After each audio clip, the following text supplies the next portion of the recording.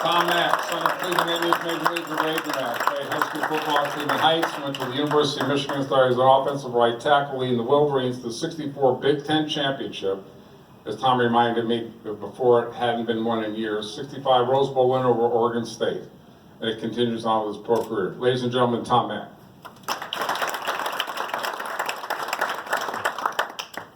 Needless to say, thank you very much.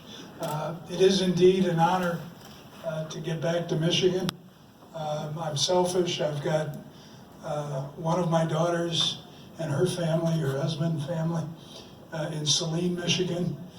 She works for the university, and my son-in-law works for Cliff Keen Athletics.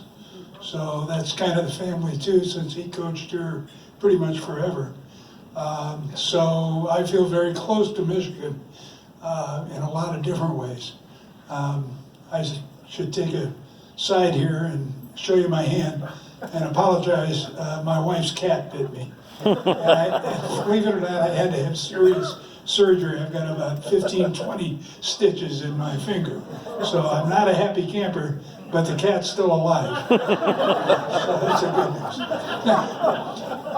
news. Anyway, this honor is really an honor because I was not aware, as George mentioned, a couple of years ago, they honored me at my high school in Cleveland, Ohio. And I was pretty overwhelmed by that because I was not a particularly good high school athlete. My best sport was swimming. And although I was a good swimmer, it was way too hard work-wise. So I was fortunate enough that I had good enough grades and academic background. I could get into the College of Engineering here at the University of Michigan. So I took that opportunity, was not the top of the class, but I wasn't the bottom of the class either. I got out of there and had a very, very successful career in engineering for about 40 years by the time it was done. For that, I thank the university most sincerely.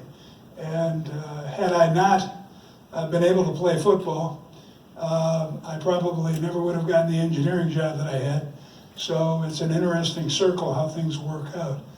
I was not a particularly great football player. Back then, we had to play both ways. And I have, right now I'm wearing contact lenses, I have about 2,400 or 500 vision, which means you're blind. And I was an end, and when they throw me the ball, I had to listen for it. And believe it or not, you can hear the ball, first the whiz when it goes by, and then the thud when it hits the ground back. So the result was Bump Elliott was our coach, and I was the fourth guy on the third string, and never got a letter my sophomore year. The greatest thing that happened to me here at the university was an assistant coach, a fellow named Tony Mason, came and asked me did I want to try to be a tackle. And this is back in the days when you had to play both ways. You had to play both offense and defense. And the NCAA dictated that. My senior year, they finally got out of that silly rule and opened football up to the rest of the world, so to speak, so that college kids, about twice as many college kids got scholarships because twice as many kids got to play as a result of that.